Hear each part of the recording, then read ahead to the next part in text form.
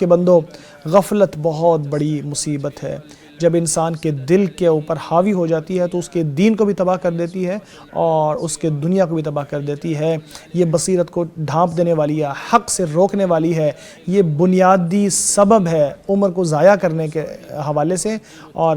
انسان اس کی وجہ سے نیکی کو آج کل کرنے لگتا ہے، توبہ کے معاملے میں بھی آج کل کرنے لگتا ہے، سمجھتا ہے کہ ابھی اس کے پاس بہت وقت ہے، اس کو معلوم نہیں، یاد نہیں ہوتا کہ زندگیاں گزر رہی ہیں، وقت ختم ہو رہا ہے اور موقع دوبارہ نہیں آتا۔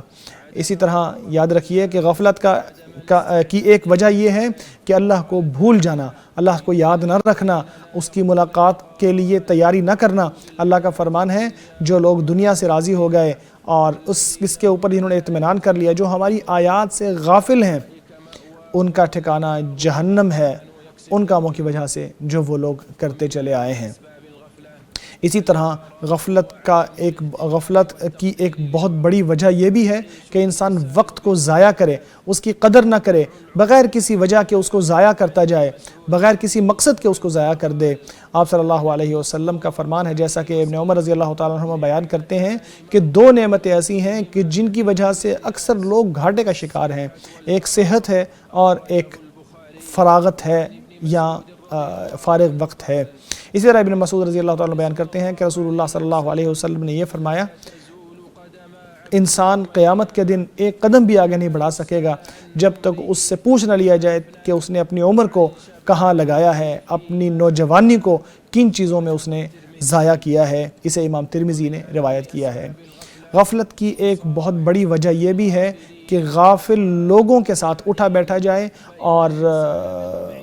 فضول باتیں کرنے والے لوگوں کے ساتھ زیادہ اٹھا بیٹھا جائے۔ انسان ان لوگوں سے متاثر ہوتا ہے جن کے ساتھ وہ اٹھتا بیٹھتا ہے، جن کی صحبت وہ اختیار کرتا ہے۔ اسی لیے اللہ تبارک و تعالیٰ نے نبی اکرم صلی اللہ علیہ وسلم کو تلقین فرماتے ہوئے فرمایا کہ اپنے آپ کو ان لوگوں کی صحبت میں روکے رکھو جو اللہ تبارک و تعالیٰ کا ذکر کرتے ہیں صبح اور شام، جو اللہ کی خوشنودی چاہتے ہیں۔ اپنی نظروں کو ان سے نہ ہٹاؤ، کیا تم دنیا کے طالب ہو؟ جن لوگوں کے دلوں کو ہم نے اپنے ذکر سے غافل کر دیا ہے ان کی طرف نہ جاؤ، جن کے معاملہ افراط و تفریط پر مبنی ہیں ان لوگوں سے دور رہیے۔ اسی طرح غفلت کا ایک بہت بڑا ذریعہ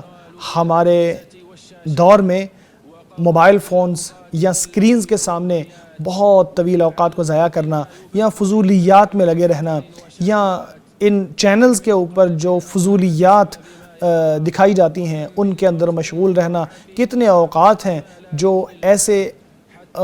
ایسی چیز کو دیکھنے میں گزر جاتی ہے جن کا کوئی فائدہ نہیں ہوتا۔ بہت سارے لوگ ایسے ہیں کہ جن کو قرآن پڑھنے کا وقت نہیں ملتا، کتنے لوگ ایسے ہیں کہ جن کو علم کی مجلس میں بیٹھنے کا وقت نہیں ملا، اللہ تبارک و تعالیٰ سے مناجات کا وقت نہیں ملتا، خلوت میں بھی۔ اللہ تبارک و تعالیٰ نے اس حال سے چوکنا کیا، خبردار کیا، فرمایا لوگوں کا حساب قریب آ گیا ہے جبکہ وہ غفلت میں پڑے ہیں، منہ پھیرے ہوئے ہیں۔ جب بھی کوئی ذکر اللہ تبارک و تعالیٰ کی طرف سے ان کے پاس آتا ہے تو وہ سنتے ہیں اسے، جبکہ وہ کھیل رہے ہوتے ہیں، ان کے دل لہو و لعب میں لگے ہوئے ہوتے ہیں۔ بعد ازاں اے اللہ کے بندو، وہ بہترین وسیلہ، وہ بہترین ذریعہ جو انسان کو غفلت سے بچا سکتا ہے وہ اللہ تبارک و تعالیٰ کا تقویٰ ہے، اللہ تبارک و تعالیٰ کا رخ کرنا ہے، اللہ تبارک و تعالیٰ کی طرف رجوع کرنا ہے، برائیوں کو چھوڑ دینا ہے، جو حقوق کسی سے غصب کیے ہیں ان کو واپس لوٹانا ہے، دعا میں محنت کرنا ہے، اور اپنے نفس کا مجاہدہ کرنا اور اپنے نفس کا مقابلہ کرنا، کیونکہ سمجھدار وہ ہے جو اپنے نفس کو لگام دیتا ہے، اس کا محاسبہ کرتا ہے، موت کے بعد کی زندگی کے لیے عمل کرتا ہے۔ بے وقوف وہ ہے جو خواہشات میں بھی لگا رہتا ہے اور اللہ تبارک و تعالیٰ سے امیدیں بھی باندھے رکھتا ہے۔ تو اپنا محاسبہ کرو اس سے پہلے کہ آپ کا حساب لیا جائے، اپنے اعمال کو تولو اس سے پہلے کہ انہیں تولا جائے، کیونکہ اس طرح کل کا حساب آسان ہو جائے گا اگر آج حساب اپنا کر لو گے۔ اللہ کے سامنے اس بڑی پیشی کی تیاری کر لو، اس دن تم سب اللہ کے سامنے پیش ہوگے، کوئی آپ کی چیز اللہ سے چھپی ہوئی نہیں ہوگی۔